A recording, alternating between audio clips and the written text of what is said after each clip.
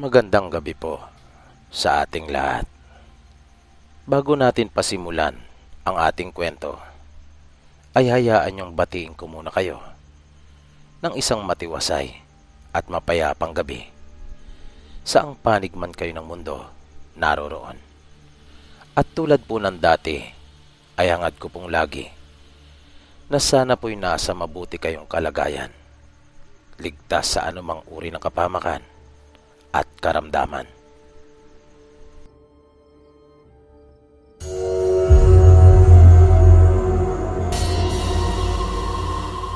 Ang kwentong inyong maririnig sa pagkakataong ito ay minsan panghango mula sa mga tunay na pangyayari. Kwentong ibinahagi po sa inyong lingkod ang isa nating tagapakinig na nagpakilalang si Maribeth, isang OFW na ipinanganak at lumaki din sa probinsya at kasalukuyang nagtatrabaho pa rin ngayon sa ibang bansa. Ayon sa kanya, ang kwento niyang ito ay malaunang nangyari. Kwento ito na nagmula pa sa kanilang lola Milay, sa kanilang magkakapatid. At narito na po ang kanyang kwento. Halina at atin na po sama-samang pakinggan. Sa isang maliit, ngunit payapa at magandang baryo, ay matatagpuan ang tahanan ng batang si Elisa. Kasamang kanyang ama at ina, lumaki siya bilang isang ordinaryong bata na walang kamalay-malay na ang kanilang lahi pala ay nagmula sa angkan ng mga aswang. Pero habang lumalaki si Elisa, napapansin niya ang ilang kakaibang gawi ng kanyang mga magulang. Isang gabi, matapos nilang makapaghapunan, ay nagtataka niyang naitanong sa kanyang mga magulang kung bakit sila nagpupunta sa kagubatan.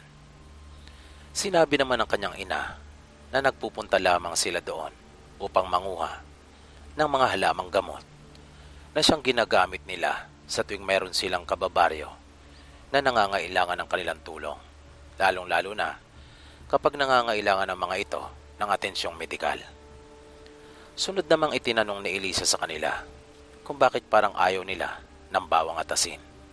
Napansin kasi niya na hindi nilalagyan ng kanyang ina ng bawang at asin ang kanilang mga pagkain. Bagay na naikumpara niya nang minsan nagpunta siya sa bahay ng isa niyang kaibigan. Kaya nga nasabi pa niya na halos lahat ng ibang pamilya doon sa kanilang baryo ay mahilig umano sa bawang at asin. Samantalang ang kanyang ina ay hindi niya nakakita ang naglagay ng mga sangkap na ito ni minsan. Kinakabahan at medyo nautal na sumagot ang kanyang ama at sinabing hindi lang daw talaga kasi nila nakahiligang maglagay ng bawang at asin sa kanilang mga pagkain. At sinabihan na nito si Elisa na tigilan na muna ang pagtatanong at kung maaari ay magpahinga na sapagkat lumalalim na umano ang gabi. Dahil may pasok pa raw ito sa kinabukasan. Isang gabi namang maliwanag ang buwan ay nagpuntang muli ang kanyang mga magulang sa kagubatan, kung kaya naiwang mag-isa si Elisa sa kanilang tahanan. Nag-aaral siya noon ng kanilang leksyon at gumagawa ng mga gawaing bahay na ibinigay sa kanila ng kanilang guro. At nang maubusan siya ng papel, naalala niya na maraming biniling reserba ang kanyang ina nang magpunta ito minsan sa bayan. Kung kaya, kanya iyong hinanap. Saan kaya inilagay ni nanay yung mga papel na iyon? Naitanong pa niya sa kanyang sarili nang hindi niya kaagad makita ang mga ito. Sa paghahalungkat niya ay may nakita siyang isang kwaderno na may katamtamang laki.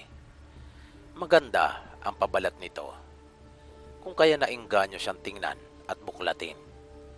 Pero nagulat siya nang matuklasan ang napakaraming bagay na nakapaloob doon.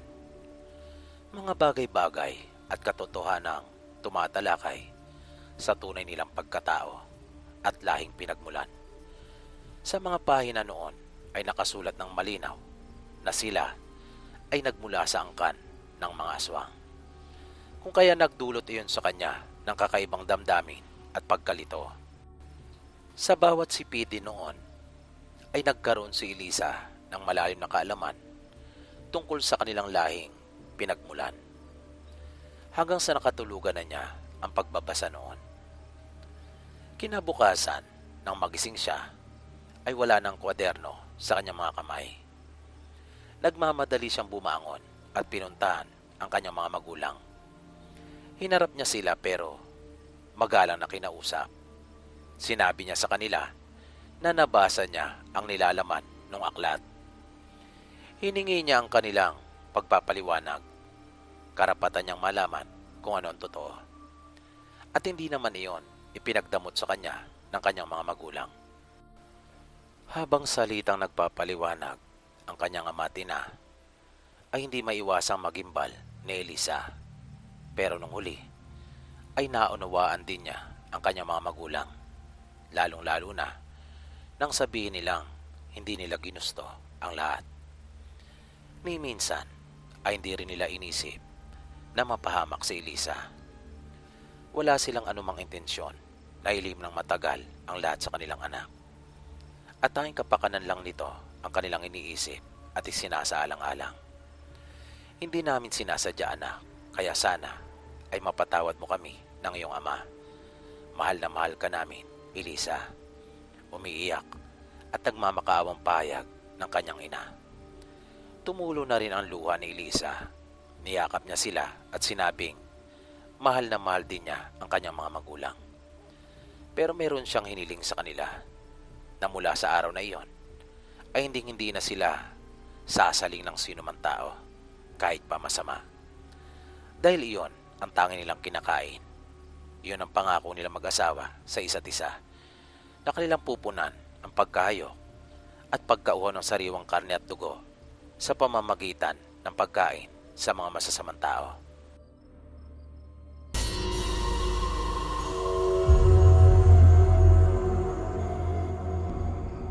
Kumusta po kayo, Sir PB? At magandang gabi po sa inyong lahat. Sana po ay mabigyan nyo ng pansin itong ipinadala ko pong kwento sa inyo.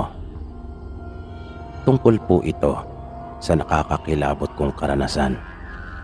Maraming taon na rin po ang nakalipas mula nang ito'y mangyari. Pero lagi ko pa ring naaalala, lalo na po kapag nakikinig ako ng mga kwento dito sa inyong programa. Tawagin nyo na nga lang po pala ako sa pangalang Riden. Medyo maselan po ang ibabahagi kong kwento at totoong naganap po ang lahat ng ito. Panganay ako sa aming magkakapatid at ako ang katuwang ng aming mga magulang sa paghahanap ng aming ikabubuhay sa araw-araw noon. Kung saan-saan ako nakakarating sa paghahanap ng maaari naming maiulam sa araw-araw. Kaya nga kahit high school ay hindi po ako nakatapos. Isang araw, habang nasa pusod ako ng kagubatan, ay may namatan akong puno ng kawayan ng daming bagong tubo o yung tinatawag na labong sa Tagalog. Kaya nagmamadali akong lumapit at inilabas ko na yung sako mula sa aking likuran at hinugot ang itak para kuning lahat iyon. Sa dami noon ay halos mga lahati yung sako na dala ko. Kaya masayang masaya ako noong mga oras na yon. Pero gusto kong sulitin yung pagkakataon. Naisip ko kasi na naroon na rin lang naman ako. Kung kaya, hindi pa muna ako umuwi. At nagpatuloy ako sa paghahanap ng mga o pwede pang mapakinabangan. Hanggang sa nakakita ako ng isang maliit na lawa. At yung tubig ay nagmumula sa isang mababang talon. Kaya nag-usyoso ako sa pag-asang baka maraming isda at hipon o kahit anumang yamang tubig na maaari iyong maipagkaloob sa akin At hindi nga ako nagkamali. Sa tingin pa lamang ay talaga namang nabusog na ako sa dami ng iba't ibang uri ng isda na masayang lumalangoy doon. At ang dami ring mga talangka na nagsisiahunan mula sa tubig. Inilabas ko kaagad yung tinagpian kong lumang kulambo namin at mabilis na akong lumusong sa tubig. Sa unang pagsalo ko pa lang ay maraming isda na kaagad ang aking nahuli. Pero sa sobrang saya ko ay di ko na malayan na mayroon na palang nagmamasid sa akin. At nangyari yung hindi ko inaasahan. Bigla na lang may naramdaman ako na isang matigas na bagay na tumama sa likurang bahagi ng aking ulo. At sa lakas ng pwersa noon ay natagpuan ko na lamang ang aking sarili na nakahiga na sa lupa at umiikot ang buong paligid. At iyon lang ang tangi kong natatandaan. Dahil lang sunod akong magkamalay ay nasa isang maliit na kubo na ako. Nakagapos ang aking mga kamay sa aking kinauupuan at nakaharap sa akin ang isang napakatandang lalaki. May mahaba ito ngunit manipis na puting buhok at wala na halos magmula sa ibabaw ng kanyang noo papunta sa ituktok. Kulubot na ang lahat ng mga balat nito, kung kaya puro guhit ang kanyang muka na nagpapahiwatig kung gaano na ito katagal na mumuhay sa mundo. Wala itong suot na pang-itaas at ang kanyang mga kuko ay halos nakabaluktot ng lahat dahil sa sobrang haba. Ngunit kapansin-pansin ang kakaibang kapal ng mga iyon. At may mga mata ito na halos mabalutan ng lahat ng namumuting katarata at nagmumuta na. Pero napansin ko na siya ay nakakakita pa. Humpak ang kanyang magkabilang pisngi at halos butot balat na lamang ang kanyang pangangatawan. Pero nakaramdam pa rin ako ng takot sapagkat nagawa niya nga akong pukpukin at nawalan ako ng malay. At nung mga sandaling iyon ay nakagapos pa ako at wala akong magagawa kung ano man ang maibigan nitong gawin sa akin. Hanggang sa bigla na lang itong nagsalita at nagtanong kung sino ang nagbigay ng pahintulot sa akin na manguha ng kanyang mga pananim at mga alaga sa lawa. Hindi ako nakaimik. Dahil nung mga sandaling iyon ay alam kong nagkamali ako. At walang tama na lalabas sa aking bibig. Kahit ano pang sabihin ko ay mali at hindi ko mapapangatwiranan yung aking ginawa. Kaya nang muli niyang ulitin ang kanyang tanong ay humingi na kaagad ako ng paumanhin. At sinabing hindi ko kasi alam at nangako akong hindi na muling uulit. At bigla kong naramdaman yung hapdi sa isa kong daliri. Nang sipatin ko iyon ay napansin kong iyon ay namumula. Maya-maya, biglang mas lumapit pa sa akin yung matanda at hinawakan yung isa kong kamay. Ibinuka nito yung kanyang bibig at nakita ko yung mga ngipin niyang puno ng mantsa ngunit matutulis. Isinubo niya yung daliri ko at sinipsip yung dugo. Tiniis ko yung sakit at iniwasan ko na lang na lumika ng kahit anong ingay. Tinibayan ko yung aking loob. At kahit na matinding takot na yung nararamdaman ko, ay mas pinili kong huwag magpakita ng kahit anong takot sa kanya. Hindi niya binitawan yung daliri ko hanggat hindi siya nakukontento. At humihingal siya nang ito ay tumigil. At nang mag-angat siya ng kanyang ulo, ay napansin kong nagkaroon ng pagbabago sa kanya. Tila nabawasan yung mga kulubot at guhit niya sa mukha. At nagkaroon siya ng mga itim na buhok. Kaya yung takot na nararamdaman ko ay biglang napalitan ng pagkamanga. Pero hindi pa rin maalis sa akin yung matinding pag-aalala sa kung ano na kaya ang mangyayari sa akin ng mga pagkakataon na yon. At bigla akong napatingin sa matanda nang muli itong magsalita at sabihin kanya akong pagbibigyan. Palalampasin niya umano yung nagawa kong kasalanan, pero sa isang kondisyon. Bigla akong nakaramdam ng pag-asa. Naisip ko pa ngang kahit ano yung binabanggit niyang kondisyon, na iyon ay kahit mahirap pa ay ayos na sa akin. Maligtas lang ako sa siguradong kapahamakan na nakabang sa akin. At sinabi nga niya sa akin kung ano yung hinihingi niyang kapalit. Kanya umano kong palalayain at hindi na muling gagambalain pa.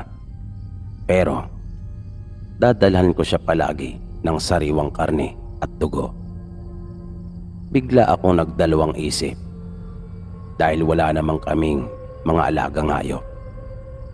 At nang mapansin niyang tila malalim akong nag-iisip, ay kinuha niyang aking atensyon at sinabing gawang ko raw iyon ng paraan.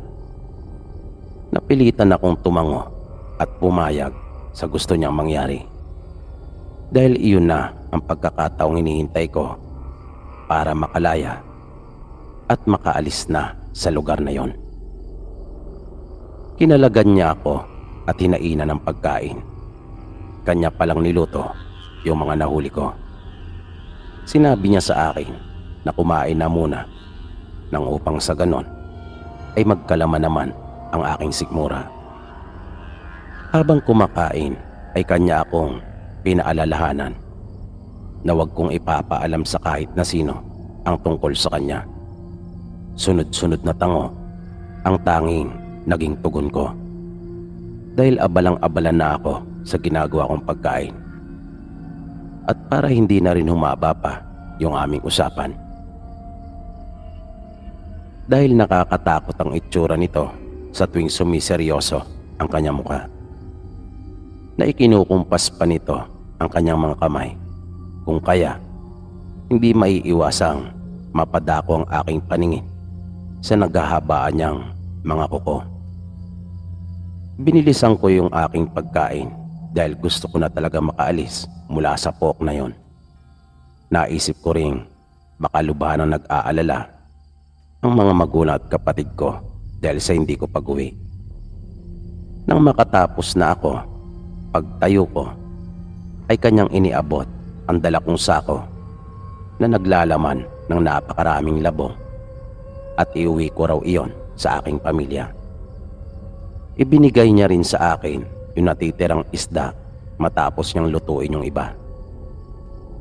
Nang lumabas na ako ng maliit niyang tahanan ngayon, pakiramdam ko ay nagkaroon ako ng panibagong buhay. Masayang masaya ang kalooban ko, lalo na nang malanghap ko ang sariwang hangin at pagtama ng sinag ng araw sa aking muka. Doon ko naisip na kahit anong hirap pala ng buhay ay mas nanaisip mo pa rin huwag mamatay. Kaya sinabi ko sa aking sarili noon ay hindi ako susuko anumang problema ang dumating sa akin, dahil ikalawang buhay ko na yon. Ganun palang pakiramdam kapag naranasan mong mabingit sa kamatayan.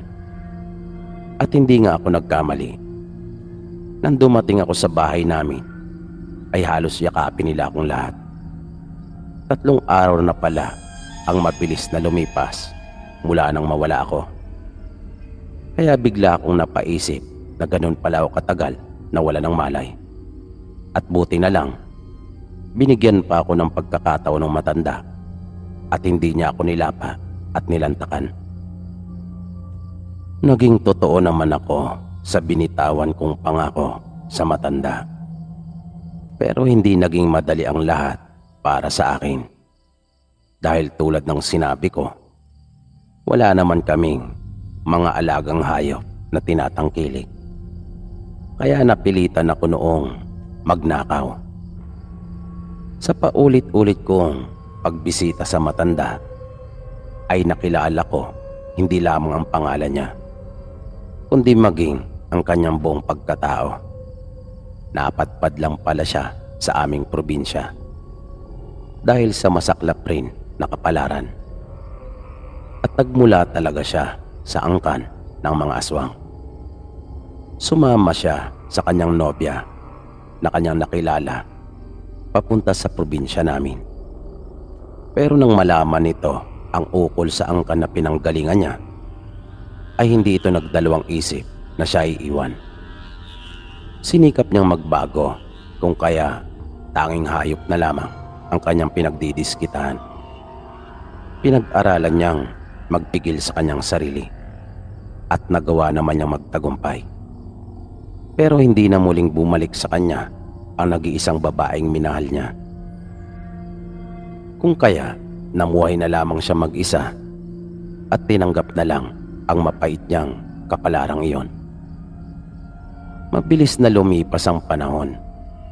Naging matalik kaming magkaibigan at sa palagay ko ay hindi nga lang basta kaibigan ang pagtuturing niya sa akin, kundi kanya ng anak. At parang damit lang ang kanyang katandaan na mabilis niyang nahubad dahil nanumbalik ang kanyang kakisigan at nagagawa na niyang manghuli ng mga hayop para sa kanyang sarili. Kung kaya hindi ko na kinailangan pang magnakaw para lang may maibigay sa kanya. Pero sadyang ang buhay ay hindi kayang baguhin ng anumang uri ng kapangyarihan, gaano man ito kalakas o kataas. Dahil nang itakda ng Diyos ang kamatayan sa lahat, sa anumang paraan, ito ay talagang matutupad. At ganun nga ang nangyari kay Tatay Fernan, pagkat dumating pa rin sa kanya ang kanyang kamatayan. At hindi ito napigilan ng angkin niyang kakayahan. Nakiusap siya sa akin noon na maging tagapagmana ng kanyang anting at pagiging aswang. Pero gano'n na lang din ang pagmamakaawa ko sa kanya nang ito ay aking tanggihan. Ngunit sa kabila ng ginawa kong pagtanggi ay hindi naman sumama ang kanyang loob. Katunayan, pinagkalooban pa nga niya ako noon nang itinatago-tago niyang mga bariyang ginto. Mga uri ito ng barya na bagaman pabilog ay hindi maayos ang pagkakahulma ng mga ito. Ayon sa kanya, ang mga nasabing baryang gintong iyon ay kanya pang minana mula sa kanilang mga ninuno. Pag-aari at nagmula pa raw ang mga iyon sa Espanya. At dahil sa mahalagang bagay na kanyang ipinagkaloob sa akin, ay lubang malaki ang naitulong nito sa aming pamumuhay. Nakabili kami ng lupa malapit sa bayan at nakapagtayo din kami ng tindahan at panaderya. At isinunod ko yung aming negosyo sa pangalan ni Tatay Fernan. Hanggang dito na lang po, Sir PB, ang kwento kong ito at maraming salamat po.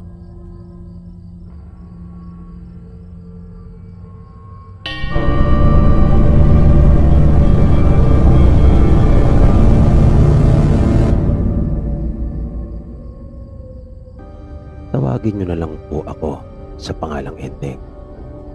Dahil yan po ang tawag nila sa akin. May kwento po akong nais na ibahagi sa inyo. Ito po ay personal naming karanasan ng asawa at mga anak ko. Bagong sama pa lang kami noon. Dalawang aming anak at kapwa sila babae. Ang bahay po namin noon ay nakatayo sa lupa ng mga magulang ng asawa ko.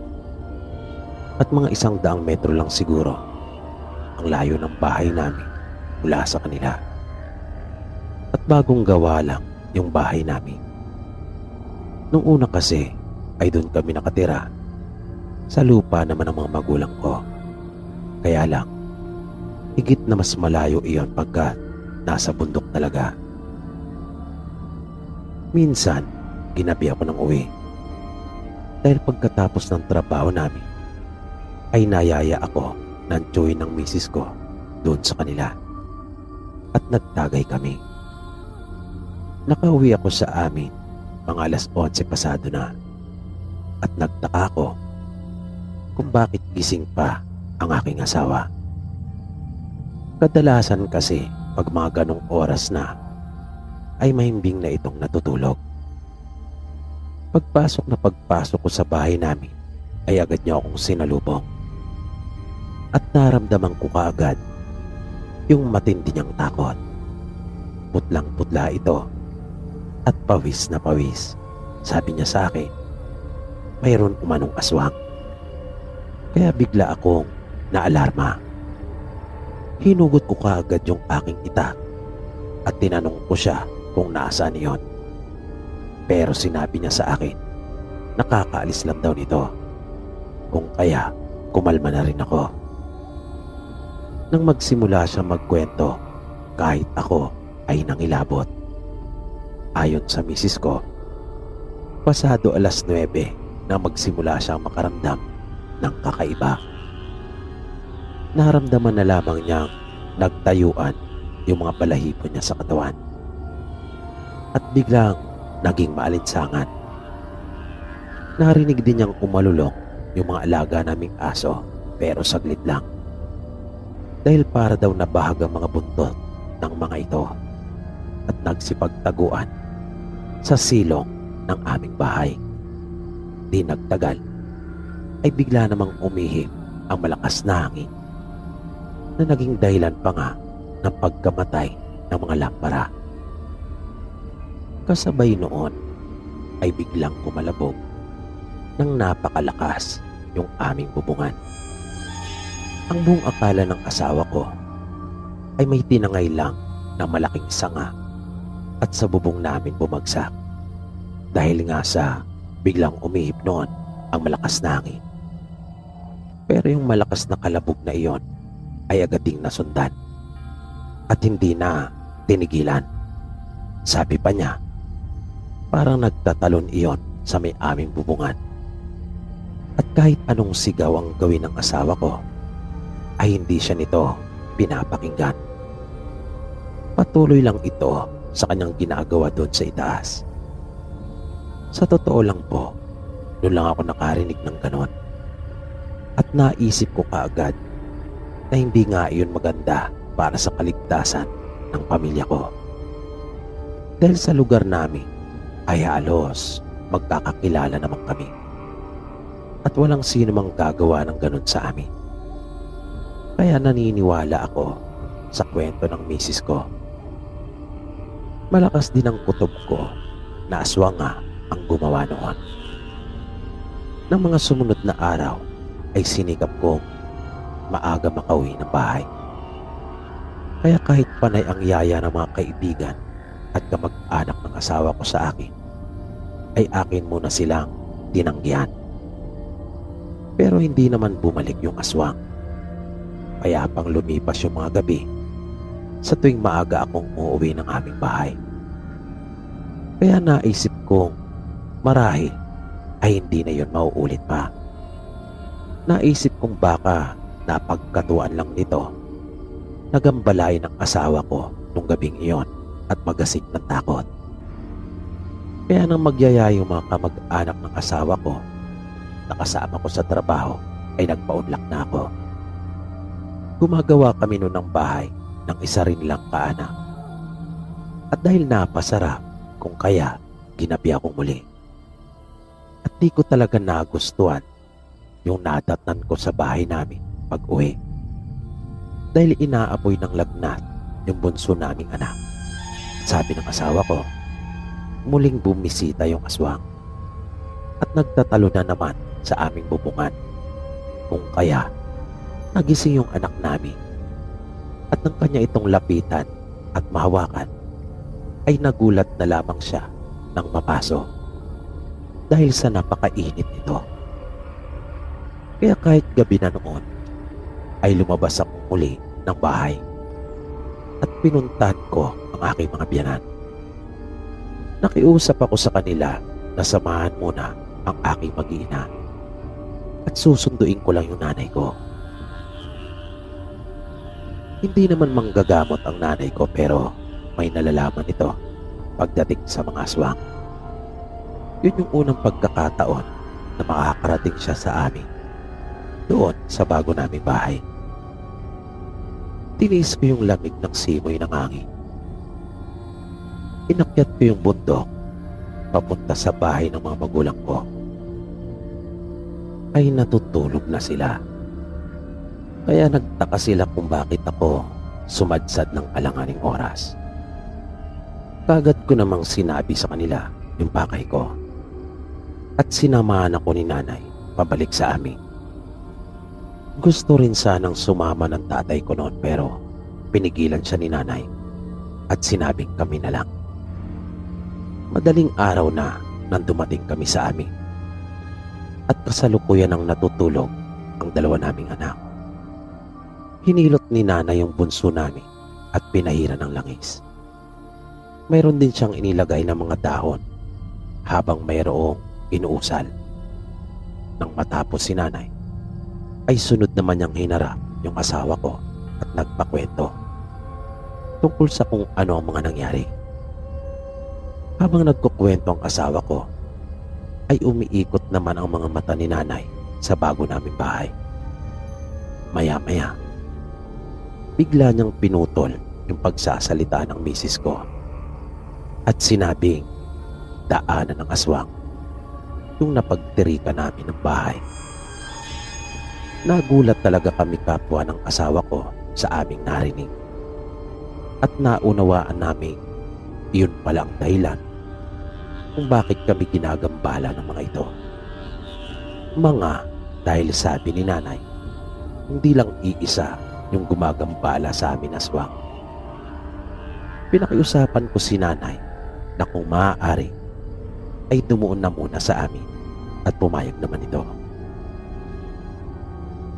Nung sumunod na gabi, pagkatapos kong maisuga yung alaga naming kalabaw, ay hindi ako dumiretso ng uwi sa bahay namin. Sa halip, ay nagtago ako sa may malaking puno malapit sa bahay na hindi nahagip ng liwanag. Nagkubli ako doon. Hindi ako pumasok nung araw na yon sa trabaho. Matyaga akong naghintay doon sa ilalim ng malaking puno. Nang mga pasado 9:00 na, kahit ako ay nagulat nang makita ko ang isang tao na naroon na sa bubong namin.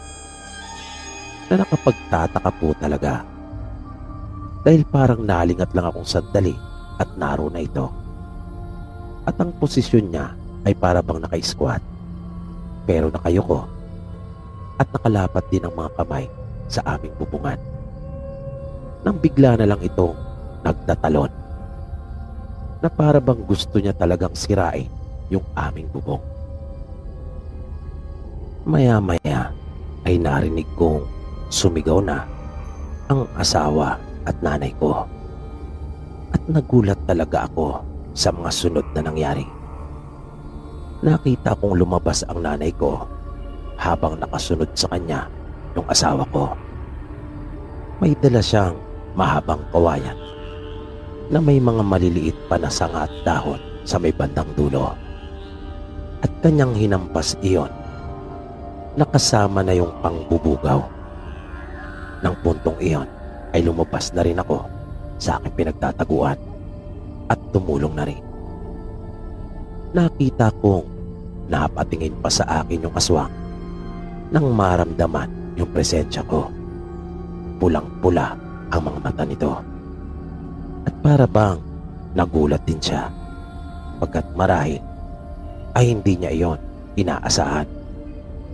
Bigla itong tumalon na para bang napakagaan ng kanyang katawan.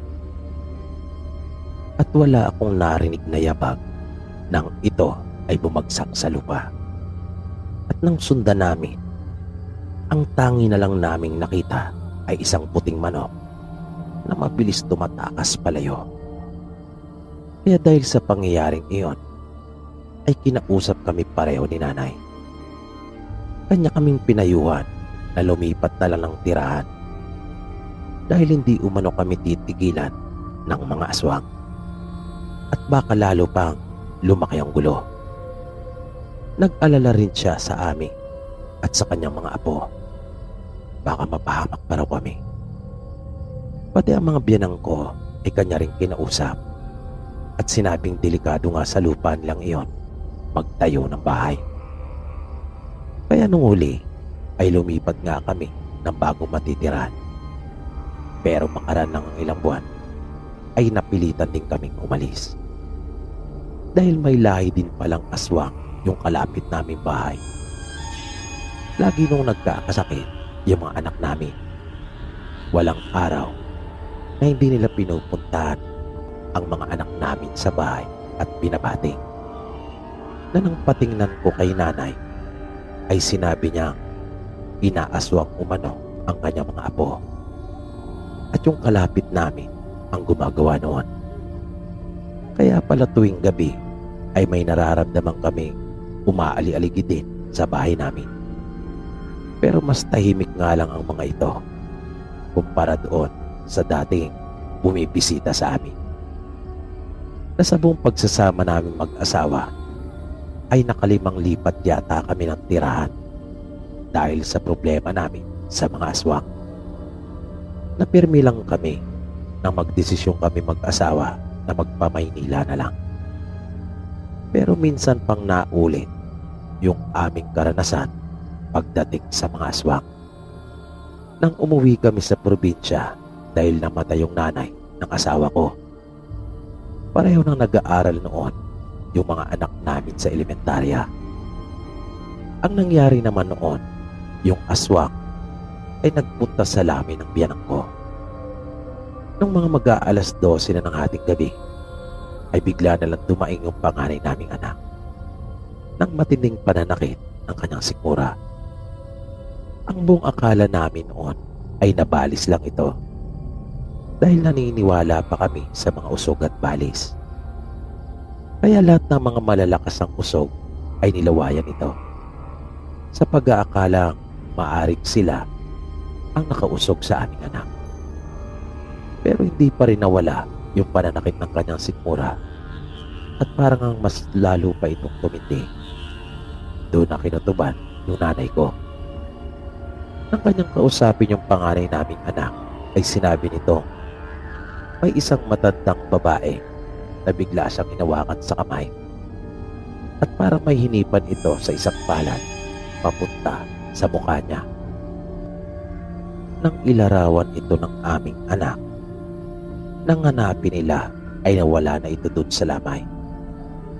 Buti na nga lang noong mga pagkakataon na iyon ay hindi lamang si nanay ang naroon na marunong. Nagtulong-tulong sila para mapagaling yung anak namin. Pasalamat na lang rin kami at agad yung naagapan.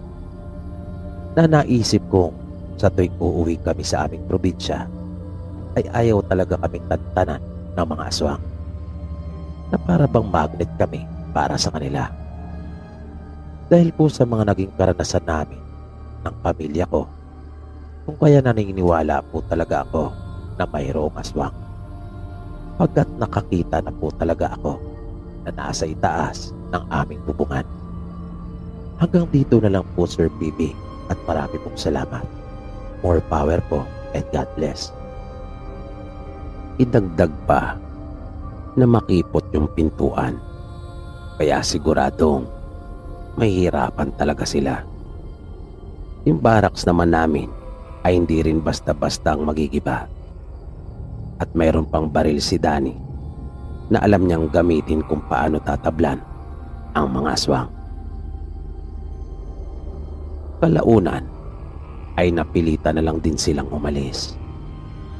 Dahil sa tuwing babatoy nilang muli ang barracks namin, ay baril naman ang isinasagot sa kanila ni Danny.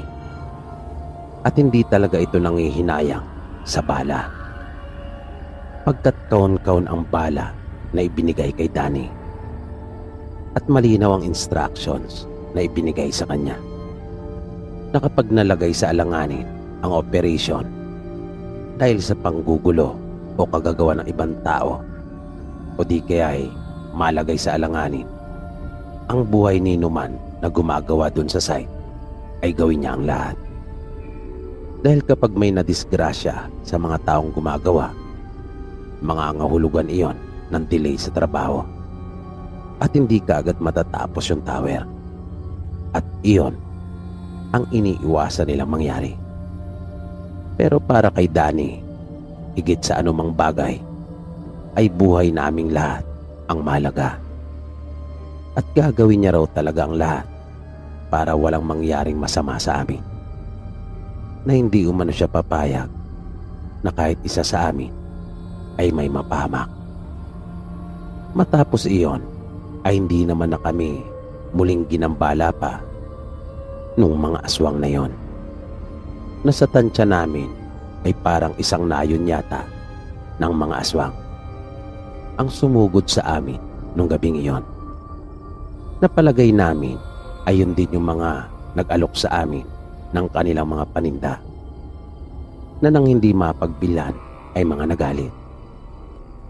Ang sunod ko namang ibabahagi sa inyo, Sir PB, ay tungkol naman sa sumunod naming project sa probinsya pa rin iyon. Dahil tulad nga po sa nabanggit ko sa una kong pagsasalaysay, ay sunod-sunod po talaga ang project namin doon.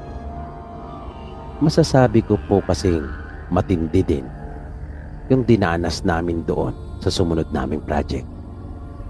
Malaking bahay naman po ang ipinagawa sa amin, mansyon.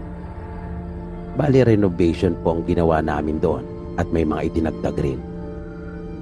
Ilang buwan din po kami tumagal doon at sa pamamalagi po namin ay nakaranas po kami ng mga nakakatakot din na pangyayari.